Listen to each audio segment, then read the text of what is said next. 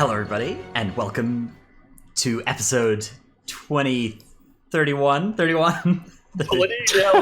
what? there's just this, like, every single time I start this podcast, I have this, like, heart attack moment of, did I unmute everything correctly? You know, is everything ready? Because, like, sometimes I just start the podcast and I'm muted, and that's big embarrassing, but we fixed it this time. But it was too late for me to sound reasonable. So anyways, it's episode 31 of the Titanforge podcast.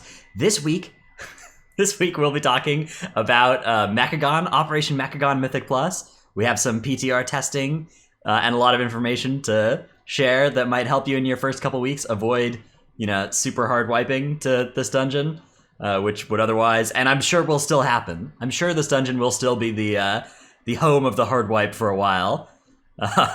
So let's get started. First of all, of course, I'm joined by my friends and fellow hosts, Tettles. Hello, Dratnos. I hope you're doing well today. And I am a trivia champion. Wow, spoilers! And Trell. Not a spoiler, dude. It's been a week. What do you mean? Good afternoon, Dratnos. All right, yeah. For gamers who haven't seen our Titanforge trivia episode 30, Tettles is the winner, and he has requested that I show this trophy on screen for him. So congratulations, Tettles. Here's your trophy that you made yourself. Well done. So beautiful. Yeah. I agree, though, that there should have been a recount. I did recount. I won. Oh my god, you actually recounted it? Yeah. Insane. I'm The pretty whole- sure he rewatched the entire episode just to make sure that he won. Wow. Anyways, congratulations, Tettles, undisputed trivia champion. So this week we're talking about Mechagon. Let's talk a little bit about what our next couple weeks are going to look like. We've got an 8.3 preview episode planned for next week, where we'll talk also a lot about Awakened. But this week we're going to mostly stay away from Awakened, because the order that you're going to interact with new M Plus content is probably Mechagon will be out like a week before you really start doing Awakened keys. We're not 100% sure what the release calendar is going to look like, but in the past what they've done is they've had like this week of only farming plus fives, where like the item level reward from the end of dungeon cache is capped at like plus 5 or plus 7 or something. So if that's the case, you won't be dealing with Awakened, but you will be dealing with Operation Mechagon for at least 1 week of them, those two things not overlapping. So if you're into that, Awakened, that'll be next week's show. The week after that, we'll probably go with a raid preview show. So that will be an episode that is the 2 days before Heroic Week starts or whatever, or 3 days before Heroic Week starts. So we'll do a show that previews Ny'alotha, and then from there it'll be the show before Mythic Week. We're not 100% sure what the topic will be on that. It might be also on the raid or Mythic preview. Yeah, it'll be a Mythic preview and then raid, like a heroic raid review where we just talk about what how we happened feel in about the Heroic bosses. Week. Yeah. Okay. Yeah, so we'll do that, and then after that, once Mythic progression starts, we're not sure exactly what shows will look like. We're not sure how progression or anything will impact our schedule, so we will be sure to update you as soon as possible, and we will try our best to make as many shows as we can, but there may be a chance that we end up taking some number of weeks off for Mythic progression. So that's our plan for the next couple weeks. At least 3 shows ahead of us covering Awakened and the raid. And for now, let's do this show. But first, let's talk about social media. On Twitter, we are at Titanforge WoW. On Discord, we have a Discord, which is linked in the description of this episode, or I screwed up. And we have a Patreon, patreon.com/Titanforge, where thanks to the wonderful support of so many people, we are now making hundreds of dollars per month to create this show. Huh? Tens of dollars, yeah, many tens of dollars now. So those supporters at the highest levels on our Patreon are Ahar of US Proudmore, Paul of US Proudmore, King of Skills, VTech XD, Rock, Zuko, Grizz Best Boomy NA, Ja, Uncle Please Invite, Restore Khalifa D, Drunk Swede from Legion of Lemmings Argent Dawn EU, Dratnos' Dino Pillow, Actually Tootsie, Heltari, Ishiyu, Blue of Emerald Dream, Chromed, and Seraphicus. Thanks so much. Thanks. And if anybody is on that list and would like me to say something different when I'm reading their name, just get in touch. And if anybody should be on that list and is not, just get in touch with us either, or probably what you need to do is join our Discord. That's the big way that we give out our Patreon rewards. So Joining Discord and linking your Discord with Patreon is the easiest way to get them. The second easiest way is just DMing me, and we'll sort it out as well. Okay, so Mechagon preview is our main topic this week. But before we get into that, let's just quickly cover some bigger changes that are coming to M+. We have an affix change that we mentioned a little while ago, but we should re-mention that. We should revisit this because it is very relevant. Quaking this is nerf. going to be part of the 8.3. Yeah. Okay, so Tettles, have you played with this quaking nerf now on PTR? Yeah. I did yesterday. Okay, Trell it was did. awesome. Awesome. Okay, so what is the quaking nerf and what does it do? Quaking is basically, well, it's a good affix in my opinion now, because with correct play, it doesn't damage you anymore. And there's going to be there's a few situations where it could be worse than before. Like if 3 or more people are stacked together, then it's going to deal more damage than it did last patch. But if you're just by yourself, then it deals 0 damage.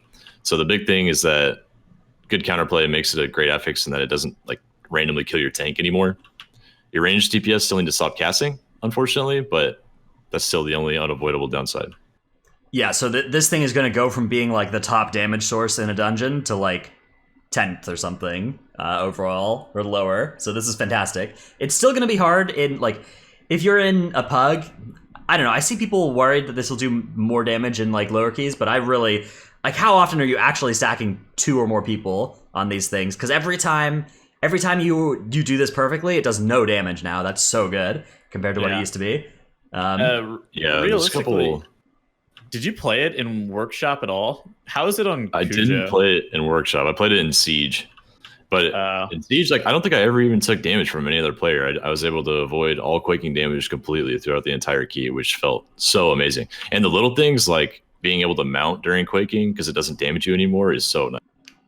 That sounds amazing. Yeah, it's not going to break stealth for Brewmasters because it's not going to engage your stagger mechanic. I know.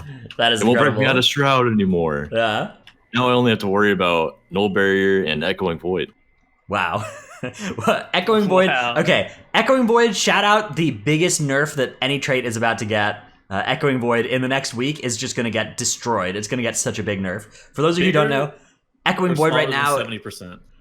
Bigger than 70. It's going to be like 75%. 75 or 80% nerf to Echoing Void is coming. That thing is doing so much damage right now. It's a corruption on the PTR that like explodes for damage based on your max health, and it is going to be gone. All right. Right now, it is so overpowered that Morning Wind is top damage in groups as a rogue with this trait. Playing subtlety and just playing trinkets and stam flask, like stam trinkets, stam flasks, stam potions, because it scales off your max health. So that is 100% not making it to live. I would be shocked if that thing made it to live. If it does make it to live, it'll be like Echoing Blades, the most recent echoing thing they've made, which made it to live for 3 hours before they nerfed it by 75%. So that is what they'll do with that thing. It's doing like 40% of Morning's damage throughout a dungeon with just 2 corruption traits of it, and they're like pretty low roll traits, I think. On my Guardian Druid, it's doing 50% of my damage with 1 trait in an overall dungeon, which is actually insane how they even put that in the game. Yeah, unbelievable. Okay, in addition to quaking, we have also got some notes about Freehold coming that you may not have heard of, and King's Rest. So, Tettles, what is happening in Freehold? The Azurite Powder Shot's getting a nerf, Pistol Shot's getting a nerf, and then Eudora's Powder Shot are also getting nerfs. So all 3 of the things that you will typically get one-shot by in Freehold are getting a nerf. How much it changes is really TBD. I don't think this changes entirely too much, especially early on with the armor scaling changes that are coming into the patch. Eudora is going to be just as deadly as she is currently, but that will change once you actually do end up getting more gear. Yeah, it's kind of a like Eudora's difficulty relative to the rest of the dungeon's damage is getting lowered, which is nice. Although the thing is, Eudora and Crag are like the only targets in the dungeon who hit, the DPS, right? Everything else DPS can avoid the damage on. So these effects are still likely to be the things that will start one-shotting first, because it's not like they really matter to the tank. I mean, that Pistol Shot's a really good change because Pistol Shot's not one-shotting you, though. It is just like overly dangerous. Yeah, pistol shot is just like if it targets you twice, you die in a high key. And now there's actually room for like 1 GCD of healing to fix that instead of like it needing to be like a big swift mend, or else you're just dead. Yeah. Okay. But they didn't change Azurite Powder Shot, which I think should probably be changed in a different way, not just like a flat damage nerf. Yeah. Part of the issue with it is that you can't defensive it. You can't like defensive it whenever it's coming out, because you can tell who it's targeting by target of target. But since it's like a 0.5 second cast, you would have to have just like unholy amount of reaction time plus good ping to be able to even press the defensive quick enough. Tettles, the last time I was in the Freehold, I read my favorite book, the Book of the Unshackled, and that turned me into a little goblin guy. And then there was this wacky piece of wood that I could stand behind, and Azurite Powder Shot didn't hit me. So, do you have any advice on that? Well, I don't know. It's one of my favorite toys, the Book of the Unshackled. That you just read that, and sometimes it helps you out on boss fights. I guess, I don't know. If you don't have that one, Mana Storm's Duplicator is the other one, by the way. That might also be your favorite toy that you use for role playing purposes. Do you have a clip of it? I actually do not know, but. All right, it's just so ridiculous that we have to turn into a freaking goblin and stand behind a piece of wood to dodge a boss mechanic that would otherwise one-shot you. If they could just increase the cast time on that thing by like 0.5 seconds, it would just solve all these degenerate strategies. Yeah. Certainly very, very clever use of game mechanics there. Okay. In addition to freehold changes, we have King's Rest nerfs. King's Rest has gotten a boatload of nerfs. The notable ones are 6% nerf to Severing Axe. Ooh. 17% nerf to Severing Blade, and 19% nerf to Frost Shock. Unfortunately, they have buffed Shadow of Zul by 94%. I was going to say that. And by that, I mean that you can no longer skip it, but they nerfed its health by 6%. So if you think about it, that's a 94% health nerf, sort of. But it's, I don't know, it's obviously it's good that you can't skip that thing, but they really should have looked at more than just a 6% health nerf to make it a reasonable mob to pull. I heard like half 25 half its damage and quadruple the count it gives or something, and we're talking about a reasonable enemy to pull. Yeah. Also, still worth just as much as the constructs that you can pull 4 of. Yeah, exactly. Like the constructs are the same count as a Shadow Azul, and you can fight 4 of them at the same time. Could you imagine fighting 4 Shadows Azul at the same time? Like that would be intense. Or like the Purification maybe construct. Dude, maybe. Or Blood Death Knight. You know. I think I'd rather fight 2 Purification constructs at once than fight 1 Shadow of Zul. Yeah. Zul is nasty. How can you somebody in chat is asking us how we can do Zul this week without a druid or a hunter. Like if you can't soothe that thing on Raging Week, yeah, I don't know, you run away.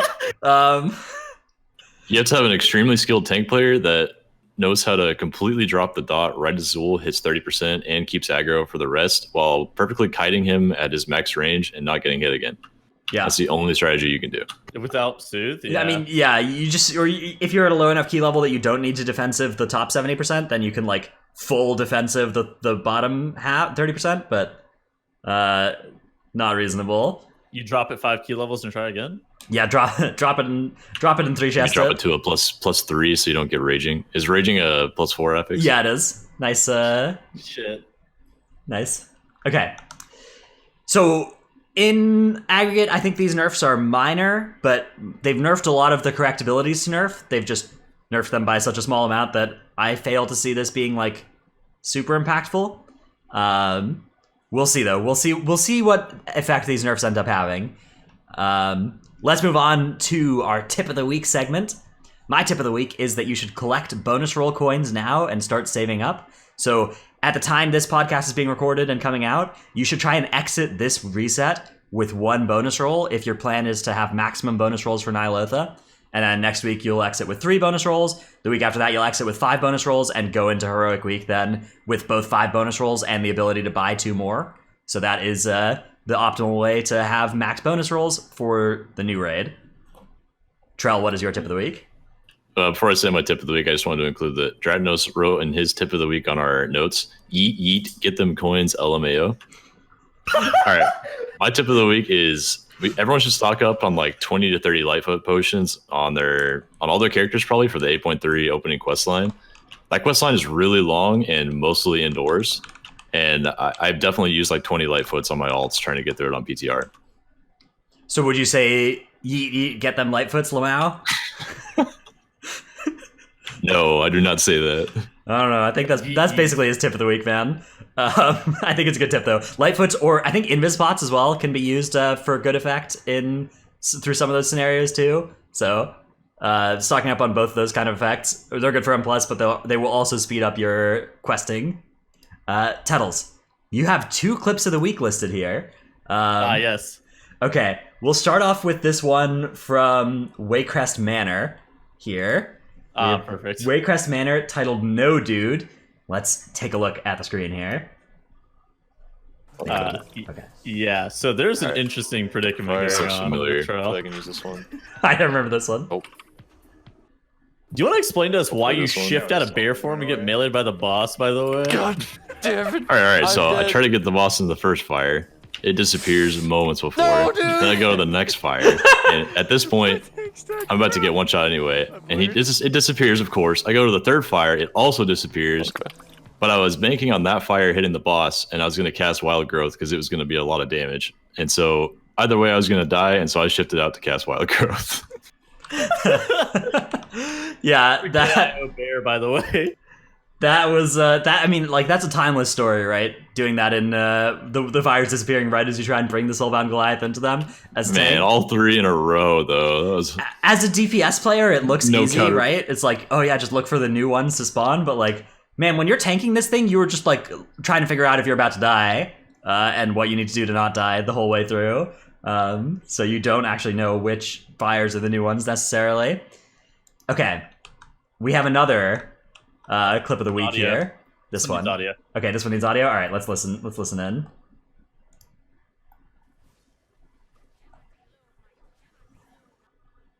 It's pretty quiet. Maybe I need to turn up. Okay. You cannot elude. You cannot elude. You cannot elude my targeting. Man, my Twitch is actually so scuffed right now. it's lagging, huh? Yeah, I have such a bad, like, I've had this problem actually for like 2 weeks now, where whenever I'm streaming, my Twitch clips really lag. But we heard Trell here say you cannot elude my targeting systems. Is that what's going on? Yes. Okay. That's what is going on. King Mechagon has some of the best voice lines in the history of man, and I promise at some point we are going to be saying them over and over again. It's really Yeah, I I'm really sorry. like voice lines. I'm sorry, I did a bad job there. The clip did not do justice to it. But Trell, can you give us a "you cannot elude my targeting systems" real quick? Cannot elude my targeting systems. You cannot elude. You cannot elude. You cannot elude my targeting systems. Why does it keep saying them back to back? Is that like if you vanish it or the rogues something? are vanishing. Okay, Come on. yeah. 2 people vanished in a row, yeah. All right, cool. So with that clip of the week, let's transition into our Mechagon episode. So we are starting with Outer Mechagon, far away from King Mechagon. So this is Mechagon Junkyard. This one might be called Lower Mechagon. It might also be called Upper Mechagon by people, because it's technically above the other part of Mechagon. It might be called Outer Mechagon. Might be called Mechagon Prologue. There are a bunch of different things that this one might be called. There's no way to know for sure what's going to catch on, but for now we'll start with calling it just the Junkyard. So, first thing to be aware of in Junkyard is that there are still those robots that you can get in Mythic 0. Those are still acquirable in Mythic Plus, and they bring a pretty sizable set of buffs to your group, and you should plan for getting them all, right? Trell, which of these bots are the most important to pick up? Well, you definitely want to get the shock bots first because they do so much damage. On my Brewmaster, they were doing like 30% of my damage on I guess they proc off of Rushing Jadewind or something. Man, are but they scaling? man, Are they scaling with M+ level, the zap damage or something? I think they're scaling with eye level, but they could be scaling with key level. I'm not sure. They do a lot of damage though, and if everyone gets one right off the bat, the whole dungeon is just going to go way faster, like literally 20 to 30% faster. Yeah, then there's the grease bots that bring a haste buff, which is also good damage, but does not show up on the damage meters, obviously, because it just affects all your abilities. and the welding bots, which are 10% DR, right? Yeah, I think it's 10% extra health and less damage taken. Yeah, so that increases them to be bigger than 10% DR, because you're getting more health as well. So pretty useful. Pretty useful. Also increases your echoing void damage because you have more health.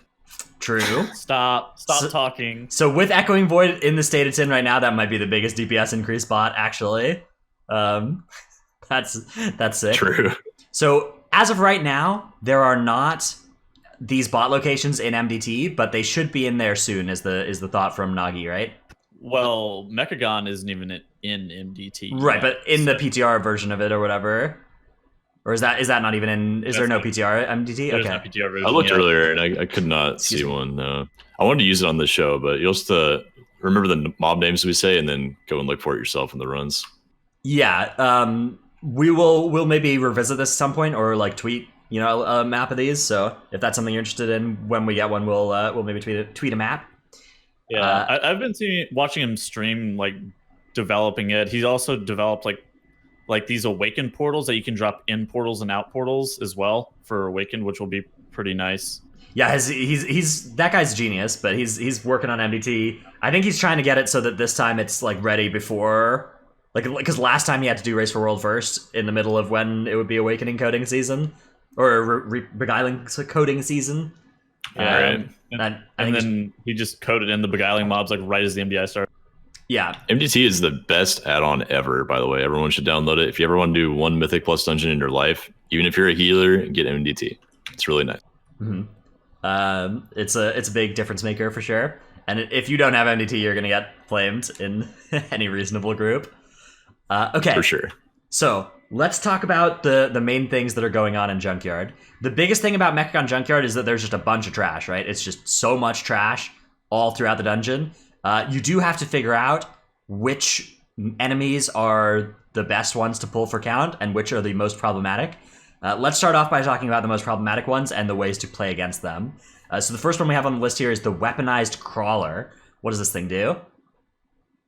So it's the big spider thing, and if you guys remember the Mariner from Legion, he does, or like the Guardian Elemental that are on the bridge, he does very similar cast to that, except it can't be line of sighted. So it's that like big pulsing AoE Shipbreaker Storm-esque cast. It is so bad and very, very overtuned. And then in addition to that, he also has a single target nuke that will drop one fixated target by like 60% of their health. It's called Scrap Cannon. And it can be taunted off by trees, but not by anything else. So I don't really know what to do with that. Wait, so the Scrap Cannon cast starts and trees will... trees like intercept it. Yeah, no other tank can do it, but trees are the best tank. Wow, that's insane. What about you could do a Part Warrior could intercept the person, right? Intervene The person, yeah. Maybe. I think it's magic Safeguard? damage though. Okay, they would need magic Safeguard. damage. They would need Safeguard, yeah. Interesting. Very interesting. Okay, so there's only one of these that's required, right? There's two in Trixie and Nano's boss room. We only need to pull one though to be able to safely engage the boss, right? Yeah, we think we have to pull one. We might be able to get away with not pulling it eventually if we figure out how exactly that boss works and where they jump to, but for now we probably need to pull one. Okay. It seems overly dangerous to not pull it, especially right now. Maybe if you're tanking the bosses in a different spot, like really far off to the right-hand side, you could get away with not pulling the crawler. But at that point, you'd be pulling the scrap bots. So I'd rather pull the crawler than the scrap bots, I guess. Right. You kind of have to choose one crawler or two scrap bots to fight to make Trixie and Nano's room, big enough to fight them in. Although maybe you could fight Trixie and Nano in a pretty small space and avoid pulling either. I don't know. Let's take a look at some footage here of what fighting a Weaponized Crawler looks like from Old Tettles' stream. So this is on a 17 Mechagon. This is the one that we were talking about that needs to be pulled. You see the scrap cannon there gets intercepted by a tree, as Tettles was saying, and the tree just goes down right away. And then here's the shock coil cast, which is trucking. Looks like it's doing about 20% of people's health if they're not mitigating it per tick or something. So not too bad. And then scrap cannon there, just not too. It's pretty fine as long as it targets the rogue, I guess. So rogue's still good. Yeah, I don't think this guy's too bad yet. I think it might scale out of control in higher level keys, but it seems like we could just use health pots or any kind of minor defensive cooldown there and be okay. The issue is that you can't pull him with any other mob. Yeah, That's true. So How are you supposed to pull it with anything else? Like, he doesn't give enough count to warrant pulling solo, but he's too dangerous to pull with anything else. It's just the Shrine of the Storm mini boss phenomenon where it's like, oh, okay, sure, these guys are okay count wise and they're not impossible to deal with, but why would we pull this whenever we can like merge packs together and get twice as much count as pulling this guy solo? Because they have to be done solo. right, so yeah, the hit points to count ratio on this thing looks fine, but then when you factor in that you can't fight anything else at the same time, then it starts to be really inefficient. I think that's the issue that they always like run into, is that some trash packs they just don't foresee being done, and like, oh yeah, let's just 3 pull this, and then the alternative is doing a crawler and 1 mob with it. It's like, all right, well, yeah, okay, we got 20 count here. Yeah, It's true. It'll be really inefficient. Hopefully we can skip it soon. I imagine that eventually, you know, there might be a super clever way to pull that boss room that doesn't fight it. But honestly, like pulling more trash so that you have more boss room is going to be good for the first little bit of this patch. Like, you do not want to pull trash with that boss. Okay, the other trash that is in Trixie and Nano's room is scrap bots. Scrap bots there are 2 guarding each of the 2 main entrances. Although you can sneak into Trixie and Nano's room without fighting any of them, right? If you come around either side, or there's like a hole through the fence that you can jump through. So yeah, either the hole through the fence or you come through Cat Island. Mm-hmm. Cat Island is where there's like 4 cats patrolling around in a big circle. There's 3 buff bots in that area too, so it's kind of tempting to go pull those cats. It creates a nice entrance to the boss room and you get free buffs, but honestly, I don't think we want to pull the cats much once we figure out a way to get past them. Okay, so yeah, let's talk about the cats as well. The cats are in that area near Trixie and Nano. They jump on the farthest ranged player, which apparently is different than the farthest player. Like, they'll actually look for people that are tagged as ranged players, so that means not Ranged. Yeah, Yes. not Holy Pallies, not some melee player out at range. These things are invisible and they patrol through this area. Demon Hunters can Spectral Sight though to find them. So that's a useful little trick if you're playing with the DH to figure out where they are in their patrol. It's like the Shrouded Fangs in Temple. And ideally, if you want to make sure that you don't have them all leaping at the same time, the leap does leave a nasty bleed behind. So bopping that off is a nice strategy if you do have a paladin. Or your person being leapt on can like blink or whatever as they're being leapt. It's a projectile, their leap is. So if you dodge, you can dodge them, but it's a very fast projectile, right, Tuttles? Hear me out. If you're far enough away, you can actually just like walk away from it if you're super quick. I've found like 100% success with dashing and running away while being super far away, though. But it is a projectile. Basically, you can use Ursula's Vortex, you can use Ring of Peace, you can use Sigil of Chains if you were an elite caliber gamer. You could use Typhoon, again, elite caliber gamer. Can you stun it while it's jumping or no? Don't know. But you can also outrange it, and if you do outrange it and say you are the only ranged DPS that enter your group, it's a 40-yard range, by the way, so Moonking can be outrange of it permanently. But if you are the furthest range DPS in your group, or you're the only ranged DPS in your group and you do outrange it, then it will jump on melee. Yeah. Which it can be dodged with like Blade Dance, Riposte, Die by the Sword, stuff like that. These are all like the cats from Darkheart Thicket in Legion, or the Skovald charge from the second to last boss of Halls of Valor in Legion. There's going to be lots of clever use of gameplay to have to dodge. Man, why you got to do titles like that? Why you got to do titles like that, Charles? We're here in his happy place, the Titanforge podcast, and we got to bring up God King Skovald. God King Skovald was an outrangeable asshole. Also, FYI, if you're in an evade spot in Mechagon and the Prowler jumps on you, it will sit in the evade spot and spam reset the trash pack. So there's no shenanigans that you can do. What do you mean? Could you use that to skip stuff? You just use that like the shrine skip to facilitate a big skip? Probably. You just blew my fucking mind saying that. Maybe. There's always something you can do. Whatever the mob behavior is in an evade spot, it does something good for you. Always. Okay. So that's the prowlers that you can avoid scrap bots to pull, or you can avoid pulling scrap bots by jumping through the fence. The third option is to fight the scrap bots.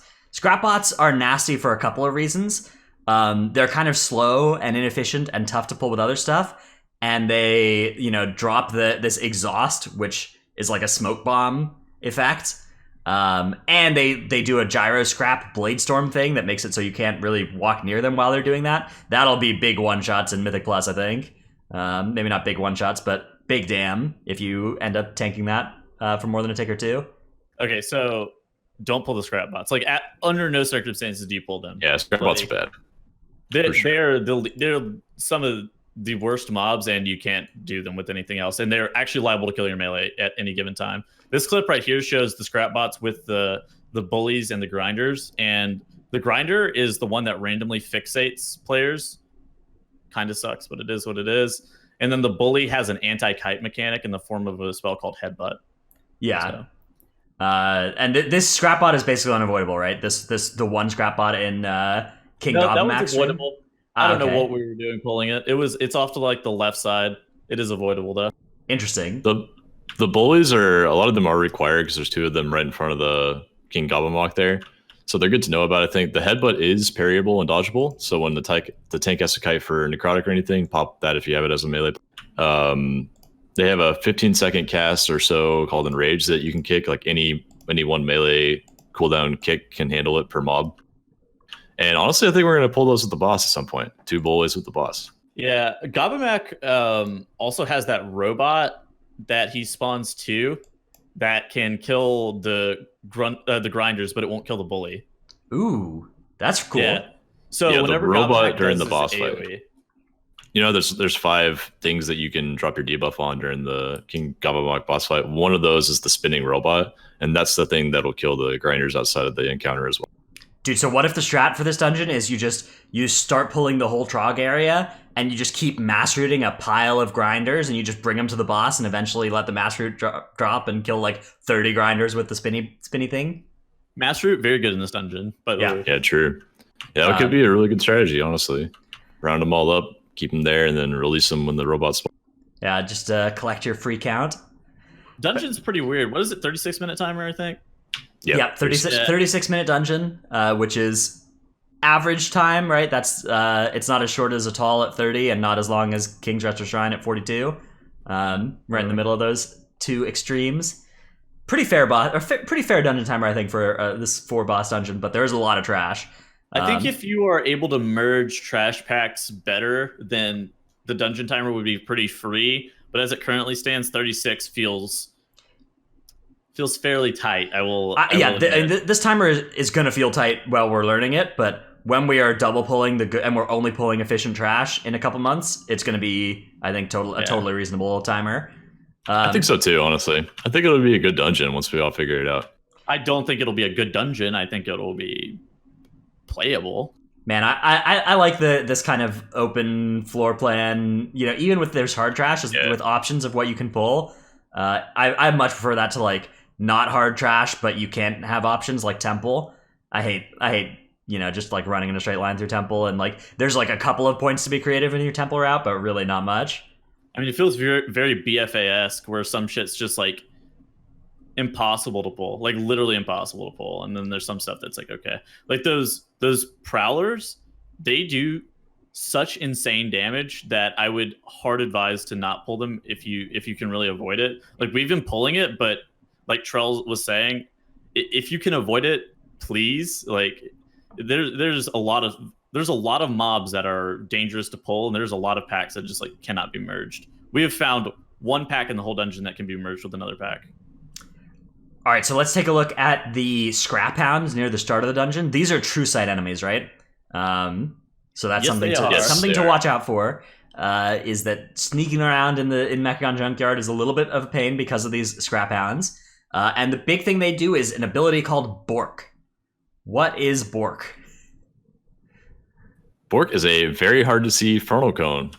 I don't know if anyone's ever seen it in chat, but it's like a light blue animation. You can probably see it in this clip here. Yeah, we'll see if we can. We'll see how well the clip behaves. It looks like it's doing okay. The constructs in Yeah, there it is. There it is. It's much shittier like than those. I have to like Shittier squint. than that. Okay, let's pause on it if we can. There. You'll see this little blue effect on the ground here is the Bork Telegraph. So A of all, that's probably gonna get changed soon. They'll probably make the projection more clear. If I have like the biggest nerf that I've seen Blizzard willing to do to dungeons is just to make the telegraph bigger. That's what they've done a couple times, and I expect that'll be something that happens with Bork because people are going to complain about dying to it. But yeah, as of right now, it is a really tough to see thing, and if you get hit by it, it is a large haste slow, right? Yeah, and it's also not shiftable for some reason. Yeah, that is I think massive. if it hits your healer, I need to it's be going to able be to very stand hard to in it. recover from.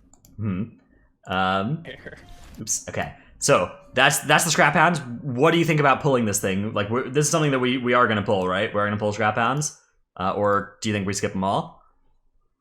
We might pull like one pack of them. Honestly, we did 4 together, and even on a 15 to 17 level without fortified, it was starting to feel very, very risky. I mean, part of the problem is that that's like near one of the like earliest shock bots that you can get, because there are gonna be some groups that you're gonna run like invisible, like players that have an invisibility, such as rogues and druids, and they can go grab some really early shock bots that are in prime positions. But that's one of the earliest shock bots that you can grab that you would just have to pull one trash pack that's next to it. So I expect that at least one of the Scrap Hound packs will be pulled. Yeah, I agree. There's also some Scrap Hound packs like in the Trixie and Nano boss room, so we have to deal with them, I think. Yeah, you have to fight those, there. Plus, they're also like really early on into the instance, so there's no huge issue with double pulling a Scrap Hound pack and bloodlusting it, right? I don't know where else you would get a bloodlust usage, because the dungeon is so strangely laid out to where the next pack that you would want a bloodlust would be something in Gabamac's room. Oh, something that I didn't even put on there is about the hard mode stuff. Oh shit, I need to. Okay, yeah, I need to talk about that in the notes too. What is the deal with the hard mode stuff? So basically, hard mode is on a weekly rotation on where the bot is going to be. Do we think this is making it to live? It's going to be. I don't know. I hope the thing gets removed, but I hope it gets removed. But for now, I mean, at least you would know before you go into the key, right? Not like Waycrest where it's random every time.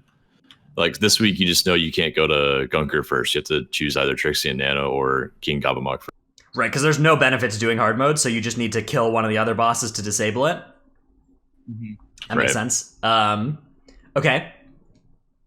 Let's talk about the gnome-eating slimes. These are from Gunker's room, and the most important thing about these enemies is that they split at HP breakpoints. They turn into like smaller slimes there, kind of like the Asteroids game or whatever, where you shoot the asteroid and it turns into 2 smaller ones or whatever. The big problem here is that the small slimes do on death affixes, so you're pulling one trash mob that is going to bolster 6 times, as you fight it, and burst 6 times, and sanguine 6 sanguine pools. Mid fight bursting is actually so troll because they do a cat. I don't even know what the name of their cast is. It's like consume or some shit, and it does like a small incidental amount of group damage. But if it's bursting, you just like instantly wipe to it. You're just like, this is so shit. Yeah, the bursting is a big problem. These spawned mobs should definitely not do on death affixes, and I think once Blizzard realizes that, hopefully they'll fix it. But for now, just be aware: 6 bolsters on one mob is not. Yeah, most of the trash we'll have to see. Is not bad though. I think that the limiting factor on why you're not, why you would have to be slow through Gunker are the slimes, not the gnome-eating slimes, and the what is that other mob that does it? The big consume one? No, not the that slime one. wave guys. The slime bolt. Yeah, the slime bolt slime wave thing. The one that looks like a water elemental. Yeah, yeah, the water ellie. I don't know what it is. Mm-hmm. I just closed slime elemental. I think it's a slime elemental. I think one melee player or a rogue can stop most of their stuff. Like they can kick and then they can gouge the charge wave that they do. Yeah. Gouge very good. Continue. Gouge very good in this dungeon. It looks like there's quite a few things that are gougeable. Okay. Let's talk about Trixie and Nano, the boss fight. We're not going to talk about Gunker or Gobamac or the HK8 aerial oppression unit. Those are fights that we aren't going to try and help with they work the same way that they have worked in the past. So they're relatively the same. We didn't see anything like super dangerous about them on 15 at the 15 level Mythic Plus yet. Like maybe they'll change something, but for now they're okay. Yeah, but Trixie and Nano is a lethal boss. They've nerfed it by quite a bit. So all of Mechagon has had like scaling nerfs coming into PTR. Basically, they've taken a pass through the whole dungeon and hit a bunch of abilities by some percentages. Trixie and Nano is one such boss where it's taken like a pretty large nerf, but it is still very lethal. So there are a few things that are worth noting. The one thing is that the Tase cast is vital to kick, right? You want to kick this almost every time. Depending on how many melee you have in your group, you might have to miss some kicks. Like if you bring Tettles to your group, you might have to miss some kicks or whatever. If you're playing 3 melee, you should just get all of the kicks. Otherwise, you want to let it through when it's on like the tank or on, somebody with Cloak or whatever. Whatever class you bring that has Cloak of Shadows. Any of the classes that have Cloak of Shadows really is fine in the plus. I needed to test this. You may be able to stand in the exhaust from Nano, and if the cast is on you, it may actually not cancel it, but it may just like not hit you. I need to test that some more. Yeah, so that's what you use. You use the exhaust cloud for the mega tase, right? But not the regular tases. Yeah, but I was talking about using it for the regular tase to be able to see if that would actually just interesting be able to.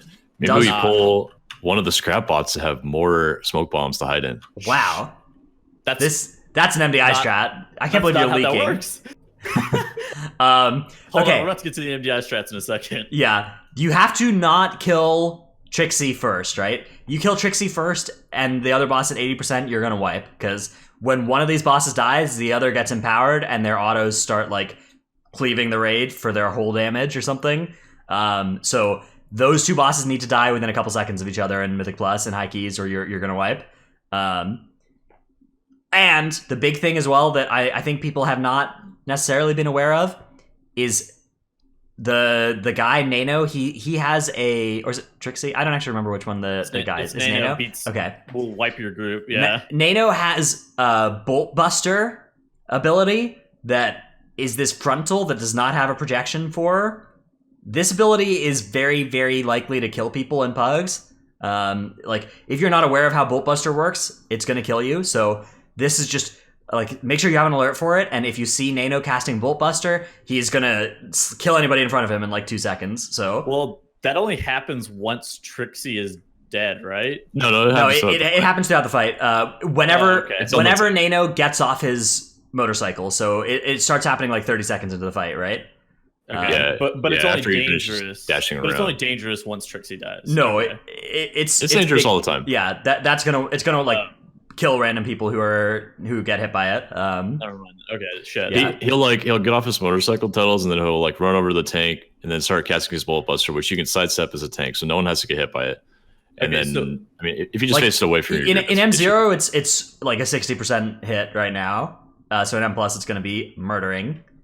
So why exactly do you want to DPS Trixie and Nano simultaneously then? Like, what's the point? Because he's not going to be in his whichever one. Like if one of them dies first, the other then their autos get empowered to just nuke the whole raid. Oh, and that empowers Bolt Buster to fucking Bolt Buster is not something that matters there. The thing that matters is just that every single auto attack that Nano does will cleave lightning damage onto everybody for like 80% of their health per auto. If he lands the hit. Like I was just sitting there tanking him on Brewmaster because I was dodging almost every single hit and the group took no damage. But if I was on something like Guardian, I would be very afraid. Yeah, so it does need to, you can kite it for a little while, you can run away, but like you can't safely tank Nano unless you're playing with like a Holy Paladin and Wings or whatever. There's no way to heal through that damage on the raid when Trixie's dead. Okay, let's talk about some final other notes for the dungeon. We're not going to do like some full guides for other trash. We'll just mention a couple of specific abilities from them. First is the Renormalizer when they enrage somebody with Enlarge or whatever. So when Renormalizer casts Enlarge, that is spell stealable, and it brings like 100% damage and 100% health. So that is going to be nerfed. That's one of those spell steal effects that will be nerfed in a couple weeks. But for now, if you have a mage in your group, you should just bring around a renormalizer so that they can keep spell stealing and rage and murder the whole dungeon, right? Do you remember the Blackrock Hold mob? Now imagine that, but better. Yeah. And that is the renormalizer. You can so you don't have to spam shackle it or whatever the DK mind control was to be able to make sure that your Death Knight doesn't die. So your mage can actually just wheel that mob around with you the whole entire time. And if for some odd chance it could potentially die, you could also just spam Sheep it and heal it to full. Cool. Yeah. So Operation Mechagon, as it stands, is probably like a 3 mage dungeon. You know, you just get 3 mages, you get 3 renormalizers, and you just seal 3 enlarges, and then you just combust and one-shot the whole dungeon, right? All right, Balance Mod's making a comeback, baby. Man, that would be so hard to coordinate. I'm thinking through this right now. Having more than one of those guys would be so difficult to What do you mean? You just mark them. Sheeping and then tanking for a sec to let the debuff go out, stealing, re-sheeping, then going. No, they don't even need to be unless you're worried. Yeah, you can just let him. You can let him hit your tank. It's whatever. You just bring him with you. Oh yeah, Frost Nova as well. Anyways, Ring of Frost too. So that's something that works right now on the renormalizers. Other thing to worth knowing is that Gunker and the Gunker Trash, knowing what you have Goop dispels for is important. If you are a comp without a disease dispel, that's going to be a lot worse for you, because during the Gunker fight, you can dispel both the bots and the players that get gooped, and that's very valuable. That saves you a lot of damage, especially in M+. And on the trash pulls, having a disease dispel is nice too. So Pally, Priest, Monk are the disease dispels. Yeah, and read off my notes, why don't you? Look, man, I would have known that. I would have known that without you having to add it to the show notes. And of course, people can AMS or cloak before they would take it as well and be fine. This dungeon is not disease dispels.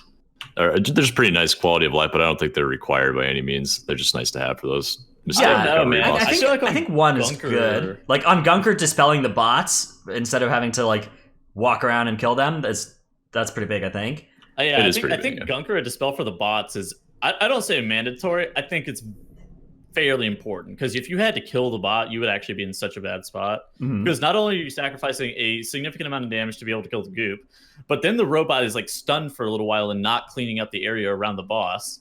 It's pretty likely to spiral out of control, right? Like the bot gets gooped, then somebody else gets gooped because the bot is gooped, and then you lose damage on the goops because of that, and then it's over. Yeah.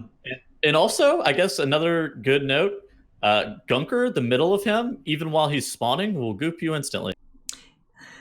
Yeah. That's at Drell. Don't roll too far into the boss on pole, boys. It's a mistake. You get gooped.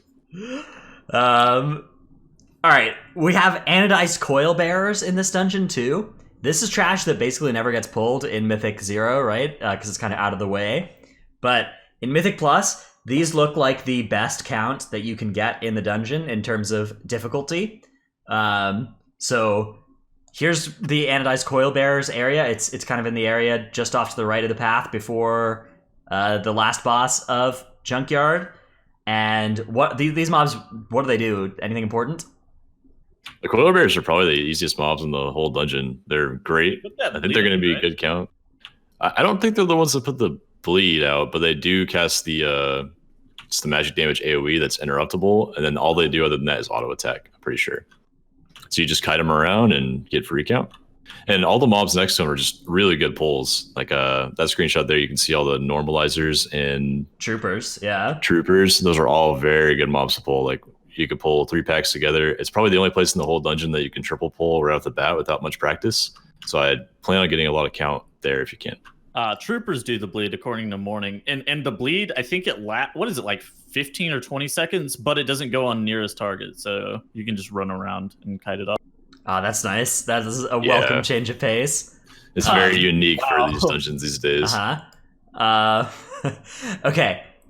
On kind of a meta level, this is not a dungeon that is super kick intensive. So do you think this is maybe a double range dungeon that you can get away with here? Or do you think Trixie and Nano being kick intensive is enough to make it so double ranged is banned?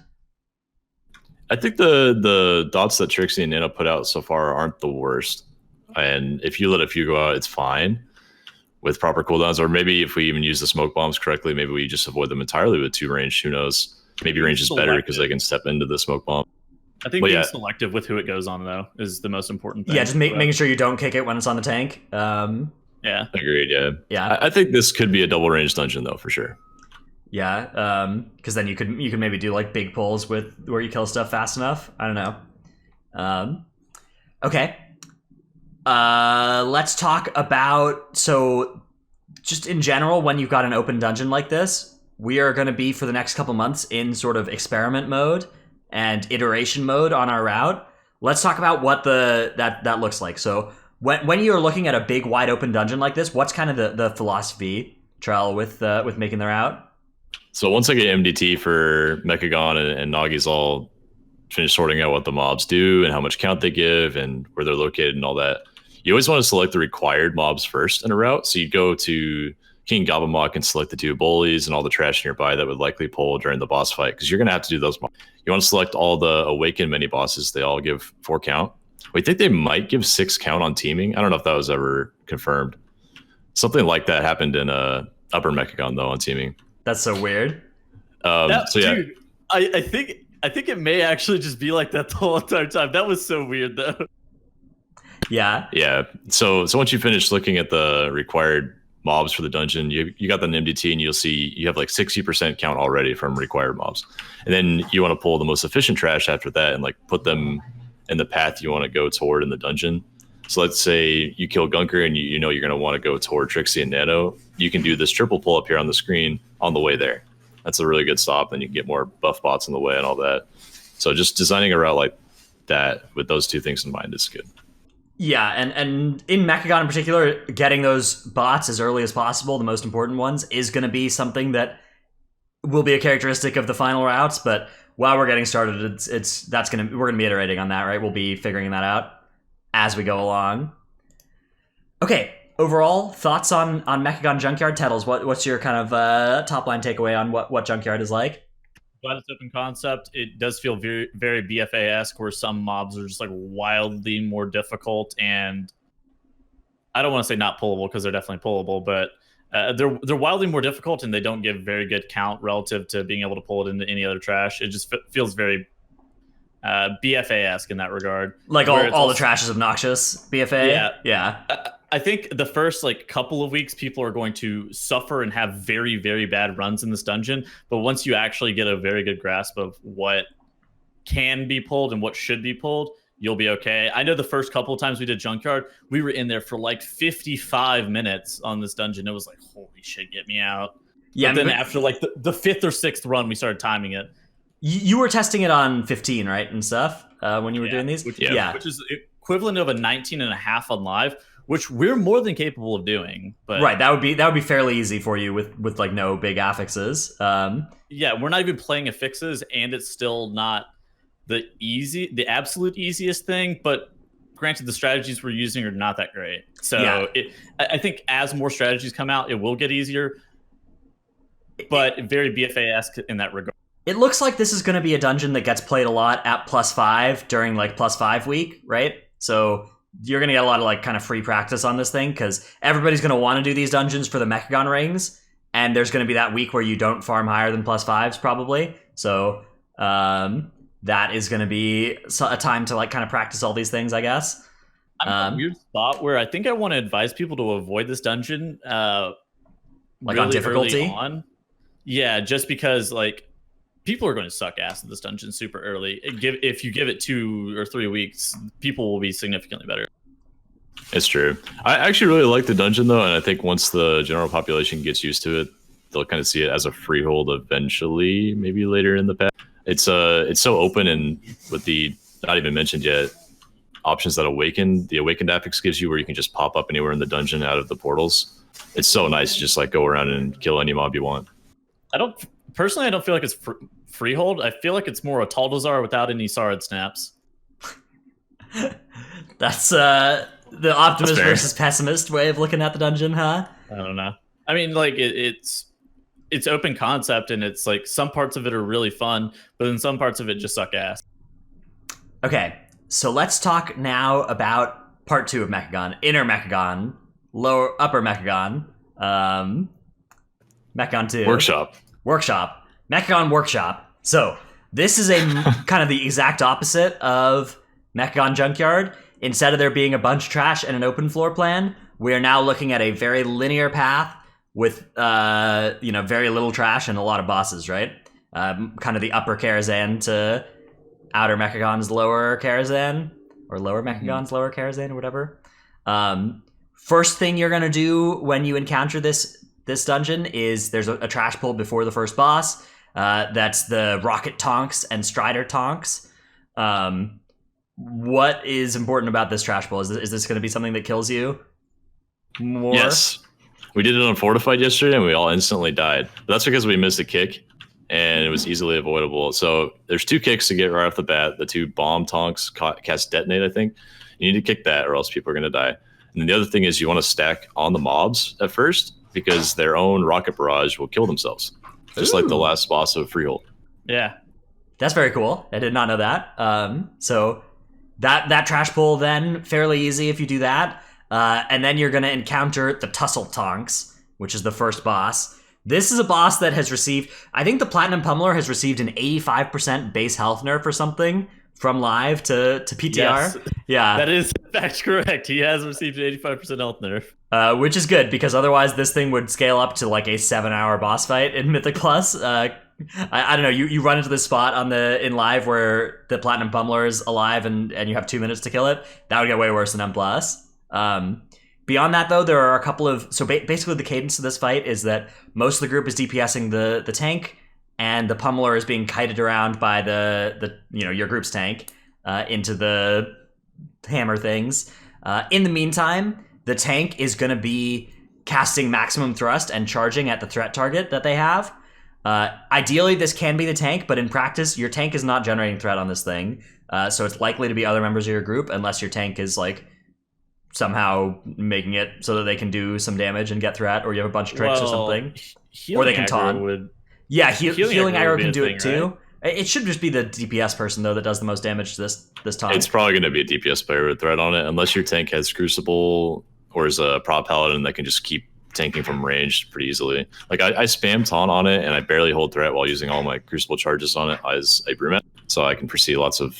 I mean, it's just good to know for DPS, because he's not going to melee you, but he will maximum thrust in your direction, whoever has threat on it. Yeah, so baiting that so that it just kind of bumps itself against the wall that it's near is a good strategy to avoid it, like, zipping all the way across the room. The fucking RP mob, too. If you accidentally maximum thrust into the mob that is for the achievement, it's still in the game. Yeah, so try not to do that. That's bad. It actually happens really often too. I've had that mob spawn like 3 times in the last week. Flame jets, also big damage. That's when the tonk just starts like firing off flame at anybody who's nearby and chasing the threat target that they have. So getting out of melee for this thing is going to be mandatory, or else you're going to take like Kragmaw Tantrum levels of damage for as long as you stand near it, right? It's already Kragmaw. You actually take that damage no matter what. If you stand near it, you're just going to get one shot. Okay. But the minimum damage you take is like the Kragmaw's Tantrum. So that's a big CD planning period. Like the healer needs to have a lot of stuff for that. DPS need to use their cooldown. Yeah, and it is. You can use like avoidance. You can feint it. It is an AOE. It's also magic damage, so you can like cloak it. Demon Hunter tattoos are probably also pretty good for that. We do like tattoos.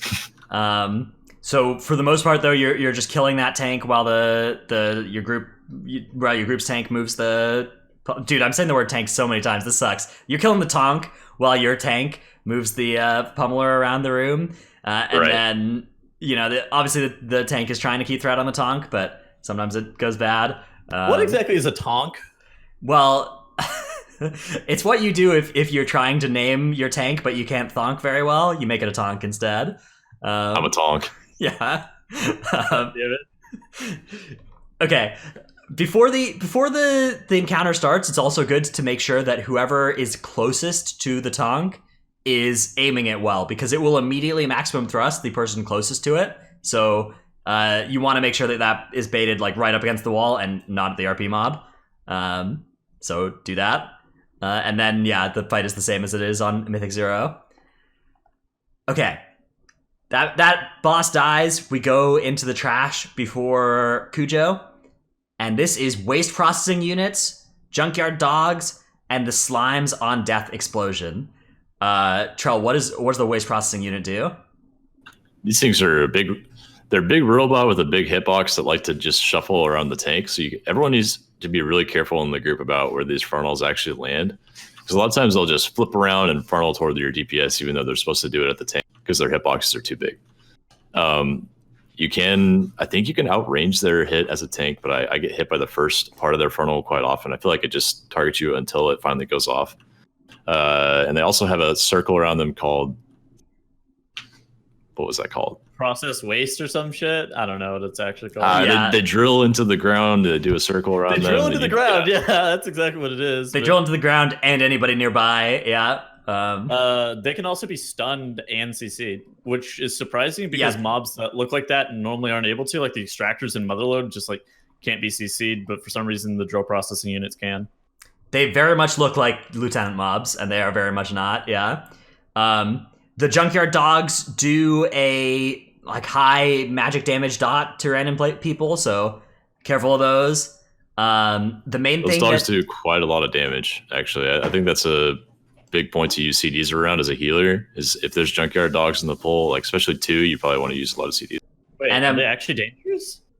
Yeah, they do a lot of tank damage, and their magic debuff does quite a lot too.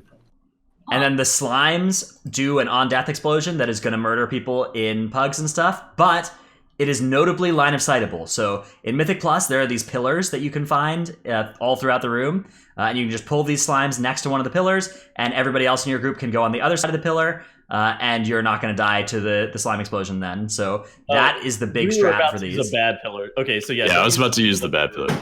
This is a good pillar though, right here. Yeah, so you can also DB it or incapacitating roar it, right? The death. You can, yeah. If they all die evenly, that's a good consistent strategy. But if they get DB'd when only 2 slimes are going off, for example, and then the 13 others hit the group, then everyone's going to die. Yeah, again, sorry about the low resolution. I have big problem with YouTube on stream, so I'm sorry. You need better internet. It's not even my internet. My internet's fine. It's they streaming like 3500 bitrate or something. That's not bad. That's not that bad. Yes, it is. Come on, it's fine. It was not bad 6 years ago. Yeah, it's still not bad now-ish. I don't know. Give me a break. It's okay. Maybe there's some weird. It's just when I'm streaming that and it's not the rest of the internet. It's just clips are bad. Okay, so that's the slime area. Cujo is the next boss, which is basically the same thing that you have to do in Mythic 0, right? You have to dodge you have to hide behind the box when it does the flame attack, right? Yeah, the venting flames. The only thing to see here is that, for one, the tank needs to be dispelled immediately when they get the debuff twice per cycle. It does not light the box on fire. I think it did on hard mode or something, but it does not light the box on fire in Mythic Plus. And also the vent flames is probably going to one-shot people on 17 and above keys. So just don't risk it. Just hide behind the box. Yeah. Yeah. You can actually cast through the box. Like, the corners are not that great, especially relative to his hitbox. So you can cast through the corners, but it's not always clear whether or not he's going to be in line of sight of you or not. And it's based on his position too. And sometimes you'll just randomly get one shot by the vent flames. So it's probably not worth doing. Yeah, it's like you might need to do this in a certain level of key, but I don't know, the rest of the fight is really not threatening, right? So yeah, you just play it safe and you're gonna get through the dungeon just fine. Yeah. Right. Cujo is Fenrir if Fenrir didn't have a bleed, and his leap works the exact same way too. You can actually use mobility cooldowns to be able to dodge the bleed or the jump damage. And he always leaps to the furthest target from his position at that point. So that's a really easy way of predicting where he's going to be going. Then after that we have the gauntlet, right? The little fire gauntlet. Does that fire damage scales with key level, right? It does scale, yeah. It killed me as a tank the other day. It's a Taltazar. It's Taltazar too. The fire gauntlet. Feels you level? Yeah. Yeah, it does. Wait, I'm gonna die to that at some point. Hold on. So careful of that. There are some classes that can just like get all the way through the gauntlet really fast with like Racing Flag Skystep or Heroic Leap or weird stuff like that. Just jumping you all the way up to the top immediately. So, or Ripple in Space. You know, this is a Ripple in Space dungeon if you want to do that and speed yourself up by 10 seconds. Warlock Gate up there? Warlock Gate, true. Can you? I don't even know. There's probably a spot. I think there is, can yeah. guarantee it. If there's a potions spot, are great though. yeah, light footing through, deaths advancing through, bunch of good stuff to get through that area. Then we get Mechagon Tinkerers and Guards. These are enemies that we fight for the rest of the dungeon, right? For all the remaining pulls in the dungeon, Right. Or many of the remaining pulls in the dungeon, and they do a bunch of damage to your tank, right? That's They have a lot of group damage too. I think the more dangerous things are the squirrels they summon, the anti-personnel squirrels that run away from cast those. Yeah, a short explosion cast where they blow up and will kill you if you're not in the shield generator. But you can stop that cast with stuns. In fact, I'd probably let the first one go off because the shield is going to be up at that point, and then the second one they do, the squirrels do, is going to be when the shield goes down sometimes. So you want to stun that one for sure. Yeah, Giga Wallop, very important kick for the Tinkerers. Each Tinkerer needs a 15-second interrupt on them to kick Giga Wallop. And then, yeah, we're talking about those shields. Shields are good. You do not want to kill those, right? You want to stand in those to not die. Don't kill the shield generators. Yeah. Right. You can accidentally target them and kill them. Be very careful about that. Also, they stack. Like if there's 2 shield guys in a pull, I think there is in the last area of the dungeon. If you're in both shields, you get like a 99% DR because they stack. They're like 75% apiece, right? Mm-hmm. Wow, and they stack up to that's insane. Yeah, Okay, really good. we do get defense bots. After that, there are 3 different types of defense bot, right? Mark 1, Mark 2, and Mark 3. Mark 2 doesn't really do anything. Mark 1 Is there does. even a Mark 2? Where is that? There is in that poll, right? I think there's just 2 Mark 1s and 1 Mark 3. Oh, okay, 2 Mark 1s and a Mark 3. All right. Yeah. Mark 1s are dangerous for arcing zap. Mark 3s are dangerous because of short out. So arcing zap is a dot that they put on people. The Mark 1s put on people, a magic damage dot. It is dispellable, but if there's 2 at once, then obviously you're going to run into the chemical burn, lack of dispels issue. Mark 3s do short out, which is big AoE damage to the group. That is a lot of damage, right? And you're not going to have a shield generator always when fighting them. Not like the first time you fight defense bots, there are no shield generator mobs at the same time. So watch out for that. The Mark 3s also cast arcing zap, right? So you need to be you're going to have 3 of the dots out for a while, and then you dispel 1, so you're still going to have to heal 2 people. So just make sure that like whoever has cloak or whatever or AMS uses it against that. If I think somebody it's- gets 2 on them, you dispel them instantly. Yeah. I think the arcing zap does instant damage too, right? I think up Like front, yeah. Very little. It's not a ton. It is, but it does do some. Yes. Oh, okay. My healer got 1 shot yesterday, pulling that pack 2 seconds in from 2 arcing zaps hitting him. Wait, does it in a 15? I get hit by 2, and it did like 60% of my health. Dude, maybe the That's upfront. insane. This was a 17 fortified. So yeah, 2 arcing zaps instantly, like 1 shot our holy paladin healer. So I think like these need to be tuned down for 1, and 2. You should probably focus one of the Mark 1 bots just to get 1 out of the way. All right, we have a question in chat that I think is pretty good to talk about when we're talking about the generators from Snowflan. I'm not completely sure on this. Let's say I blade dance trash next to the generator. Am I going to hit it, or do I have to actually target the thing? You have to target the generator to kill it. No other thing will kill it, except for maybe things that kill explosives. If there's randomly stuff that kills explosives, that might accidentally kill the generator. So it might be the same rule set as explosive, basically. Careful. Yeah, they're using- like totems, I think, right? Yeah, so careful of like the aquapotent Nautilus. Yeah. Or I've heard that the Cultiran Cannonball Runner can hit the explosives too. I haven't tested that very myself, nice. but Oh, don't use that trinket. you know, that was what I was flaming Cultiran Cannonball Runner yesterday, and somebody was like, "It's explosive." So then I had to be like, "Oh, all right, well maybe that's good then." So careful of killing those things, but mostly you have to click on them to kill them. Right. After we kill those defense bots, the next thing that spawns is Blastatron X80. This enemy has a weird like three quarters of the room gets silenced and 1/4 of the room does not, and the graphic is very tough to see. Right, it's like a very very light blue area that indicates where it's going to get hit, and then there's a clear area that is safe, and you have like 2 seconds to move to the clear area. That's all there is to that one. So, dodge it. Yeah, I didn't even know that there was a graphic until Mythic Plus. I thought I just got silenced for 8 seconds, no matter what. Mhm. It's hard to see. And I think you might be able to Z-axis as well. It's not Z-axis. You can range it though. You can range it. Okay. If you walk down the stairs right before the point where you would be line of sight of the bot is about where I stand, and you can range it there. This thing can be moved as well, right? So the tank can maybe move it to the far edge of the area, and then you don't have to deal with elevation to range it. Maybe. Okay. So that's Blastron X80. Maybe it can't be moved actually, but I think it can be moved. It can be moved, yeah. Okay. No Walk idea. around. After that, we have the Gauntlet Area, but the Gauntlet Area can be Awakened portaled through, right? So you don't actually have to deal with the whole sneaky Gauntlet, which is nice because could you imagine the MDI being decided by just like which team actually gets through that thing without getting hit by one of the stealth-seeing bots? Well, can we get Rich Campbell back on the desk so he can laugh at them, similar to how he laughed at people with the black or cold rocks? Yeah, or when what was it when the balls killed Method NA from the Spark Channeler in Temple? You remember when like it got pseudo distracted? Yes. Yeah, I do remember that. That was like you just sat there, you watched it, you're just like, huh, that's unlucky. Yeah, that's unfortunate.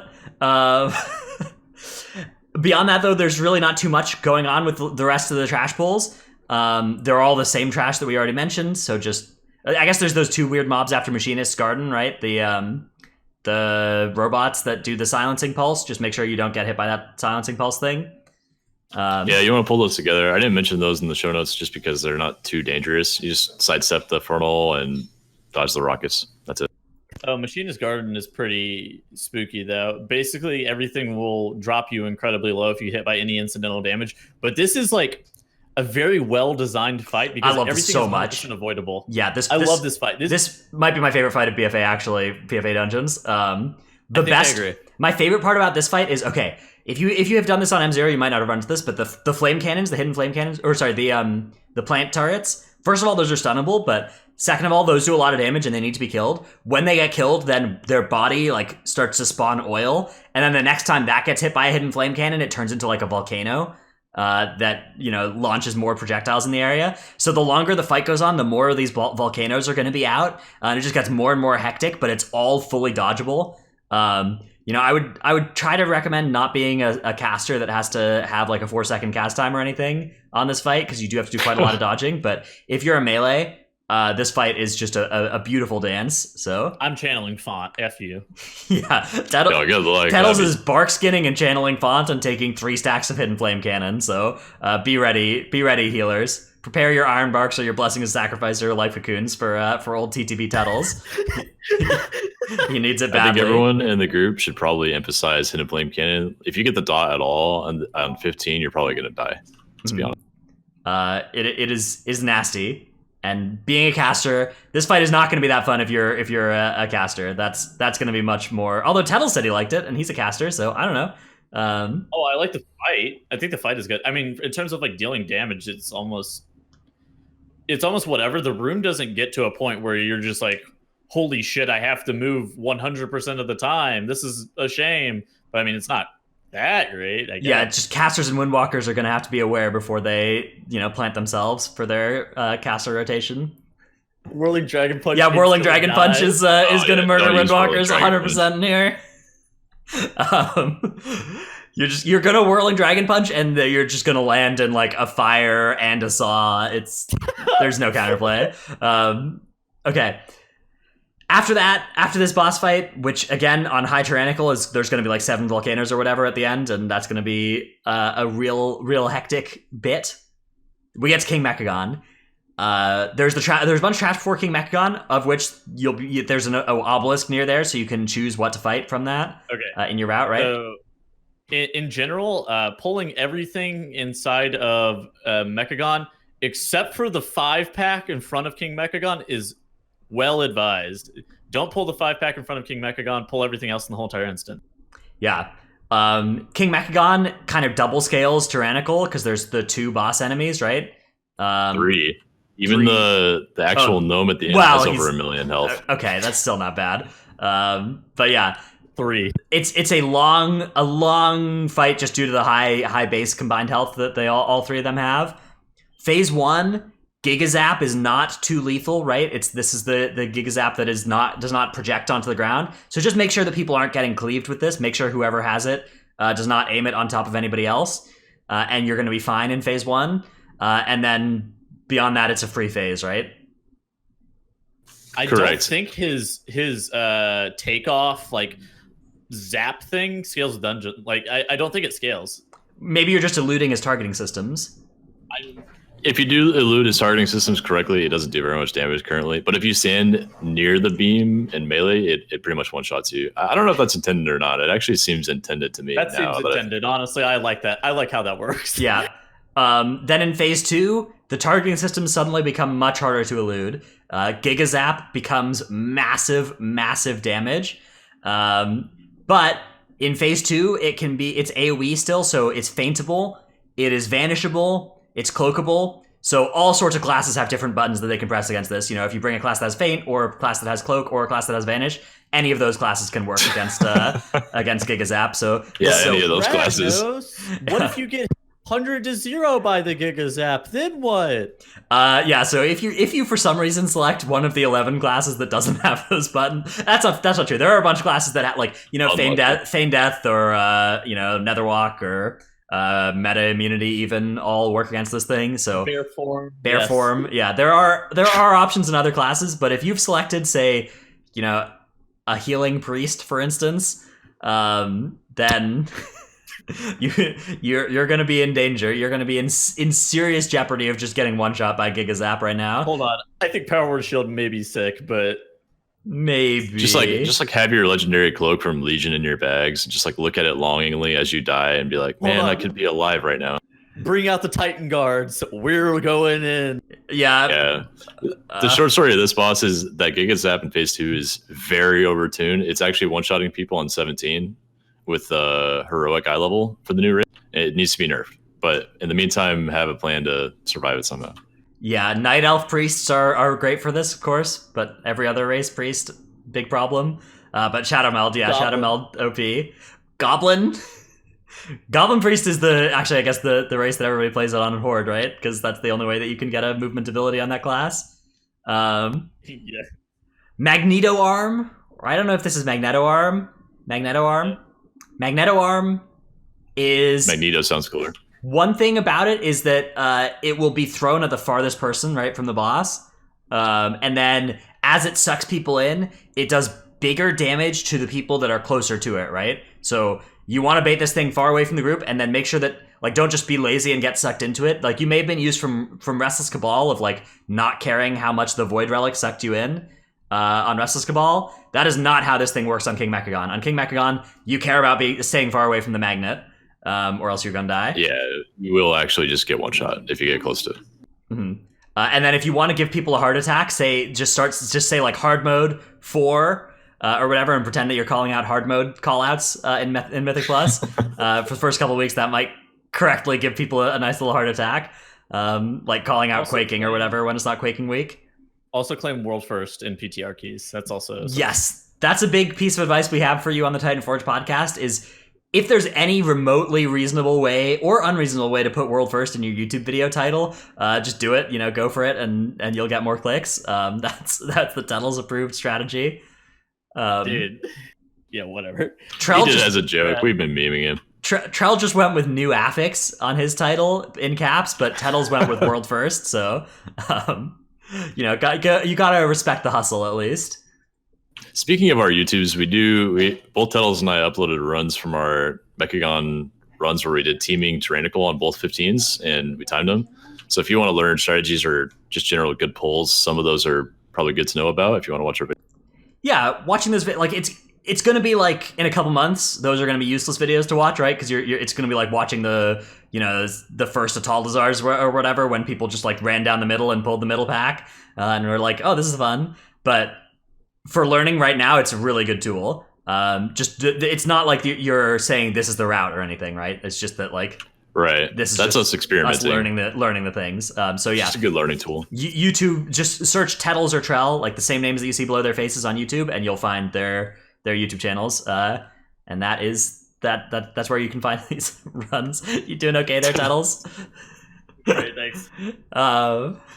What is going on with that tail? It's like all fluffier at the back. He got a haircut like he's a lion. Is that a tiny lion?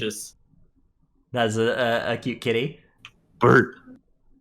Meow. Oh, He's not feeling that. all right. That is the end of our main topic, though, for this week. That's our Operation Mechagon rundown. I hope we have helped prepare you a little bit for this. Of course, we can't fully prepare you. There's going to be some amount of just like, you're just going to need to bang your head against this dungeon a little bit before you know what's going on. It's going to feel bad compared to all the other dungeons for a while, just because every other dungeon we've been doing for like a year and a half. Every other dungeon we have so much experience with, but this one you'll have no experience with, so it's going to feel hard compared to the others until that's no longer true. Let's move on to our Q&A. Our first Q&A question comes from Rylera on Discord, who asks, do you think it will be worth bringing an Awakened portal back to the start of a dungeon, like in Shrine, so that a wipe is potentially recoverable? I believe that this is not going to be a winning strategy. No, it's like you're going to you'd have to spend like 2 minutes of your life setting up this portal to potentially then save you some minutes later, but that's not the way to, that's not playing to win the dungeon. So I don't think that'll be a strat. I only see that being the case if it's like a really, really high key on the first few weeks and you're just doing it for residuum and you're like, we're for sure going to wipe. So then you want to set up a portal. Yeah, if you're weekly no lever. If you're doing a weekly no lever, then maybe this is a 5-head strat, but if you're not, if you're actually trying to time a keystone, no, this is a coward play. What is really nice about it though is that you don't even have to do that most times. Like a lot of these obelisks are well placed by Blizzard this season, which I really like.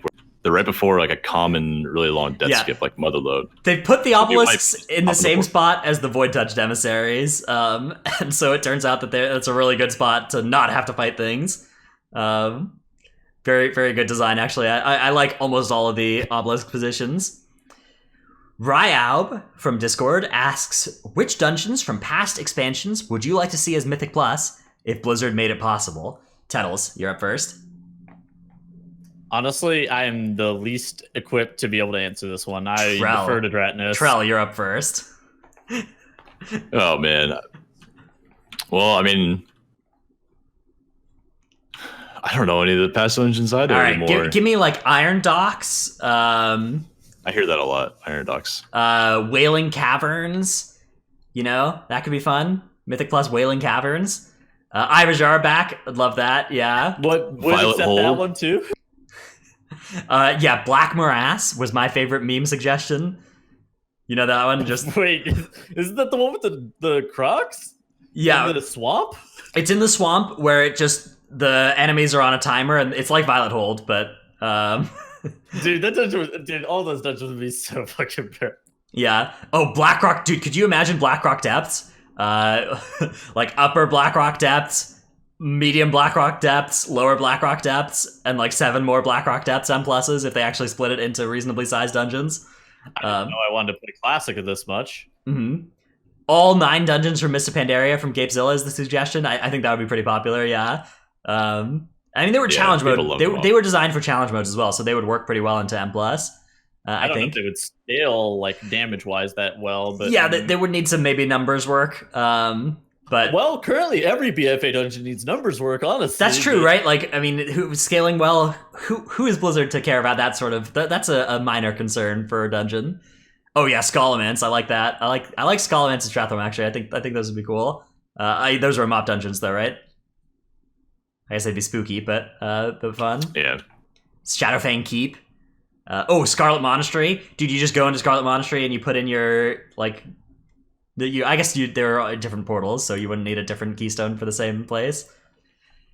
I don't know. I would like to Cool. see. I'd like to see them go back and add M plus from old dungeons, maybe. I don't know. We Like can do a bolstering Zulfa Rock and just like all the thousands of trolls that spawn, just bolster the heck out of everything. yeah, the gong run. Like I know that Mythic Plus is a lot of work for them, so I understand them focusing on what they've got right now. But it would be cool, like if at least once at the end of the expansion, like you know how they're not adding a dungeon here in Ny'alotha. Like it would be cool if they just went back and were like, okay, you know, we'll give you Skullman's M plus or whatever. I don't know. Do you feel like Mechagon's not? I feel like turning Mechagon into a Mythic Plus dungeon has required a lot of work. Yeah, but if you look at like what they've done over the course of all of BFA, we've gotten one new dungeon with 2 new M plus dungeons associated with it. Whereas looking back at Legion, right, we got 3 new dungeons with 4 new M plus dungeons, right? Sure, yeah. So over the same period of time, right? So, I don't know if they want to develop fewer dungeons, which they're continuing. Like next expansion, we're getting fewer dungeons to start with. A cool way to at least keep some new content would require a lot less design work. Would be to just go back and M plusify an old popular dungeon in a patch. That would be a cool. That's my cool. idea, at least for them to get the best of both worlds. Pags in Discord asks, how would you go about positioning the first boss of Upper Mechagon? I think we covered this one, right? But basically the main thing is don't trigger that achievement and make sure the thing is ramming into the wall. And then... Yeah, I would say as a tank player, I think that's mostly on the tank to get the robots in the most efficient cleave pattern that you can. So you want to bait the No Mercy tank toward the closest hammer to the Pummeler boss, like right before the boss actually spawns. So you stand pretty much inside the tank's hitbox and just aim it toward the hammer. So you start on that far hammer by the Pummeler and then work your way clockwise around the room to the third hammer. And then right after the third hammer is usually right as the tank is going to do his maximum thrust second cast. And so I'll roll back or leap back to the boss and then aim it right toward the wall where he is, just to keep him from going to Narnia. Yeah, and it's not too important to cleave at the start, right? Because the thing has a 90% damage reduction, but it's still good. Right. And then once the thing has like 1 stack only and only has a 30% damage reduction, cleaving onto it is actually very time saving, yeah. So would recommend doing that. All right, I think somebody recommends keeping Legion M plus in the rotation for dungeons. Yeah, imagine just if like each season had a time walking dungeon that you got keys for as well as all the others. I don't think I like that. Really? I like that. I think that's too much. Well, I wouldn't want like all the Legion dungeons always available, but like if just like season 3 there was also Black or Cold this season or something. I mean, one problem with it would be that they're just very differently designed. So like different comps are good and different effects are good. But I think it would be cool to like.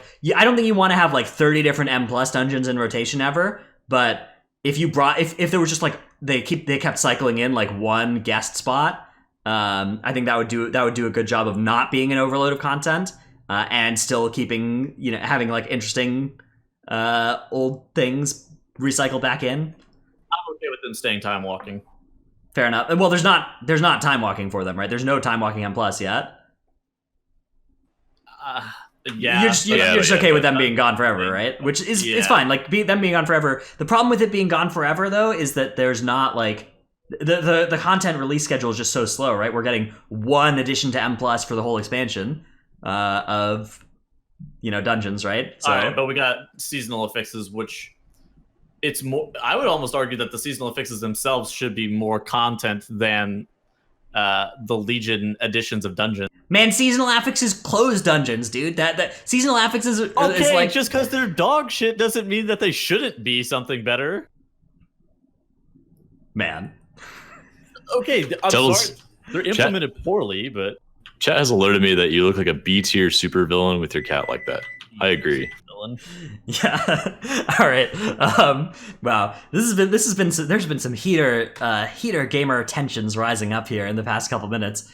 I think there's tension. I think there's just disagreement. Tettles is just so mad. He's frothing at the lips and he's just steaming and fuming right now. Have you heard my Dratnos impression yet, Charles? Oh no. Oh, please. Ready for this?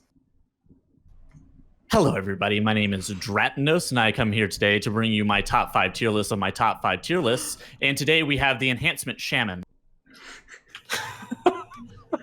Some of that sounded pretty good. Thank you. I'm sorry, I didn't smile it off. Yeah, man. Come on. Give me the. Hello, everybody. My name is Dratnos. Dratnos, can we get a frown? No, man. Give me the smile with dead eyes that looks like a serial killer. That's what I get in my comments. Oh no, that's gonna give me nightmares, Tuttles. All right. Anyways, let's end our episode now, and honestly, let me go back into the episode and cut out the last 5 minutes before I post it to YouTube and stuff. To say. No, man. We'll be back though next week for our Awakened episode, so stay tuned for that. And of course, if you enjoyed the episode, write us an iTunes review, let your friends know about the show, make your guildies watch the show, make your Mythic Plus group watch the show, support us on Patreon if you would like. Somebody who applied to Might the other day had an interview, and they said that they watch the show every week. Oh, dude. Okay, if you apply to Poetry Club, do not tell them you watch the show or watch my stream, though. The other officers in my guild will immediately discount your application if it includes anything about my stream or this podcast. So do not mention that if you want to get into my guild. All right, that is going to be all for us this week, though. We will be back next week for more Titanforge. Bye, everybody. Thanks, guys. Later.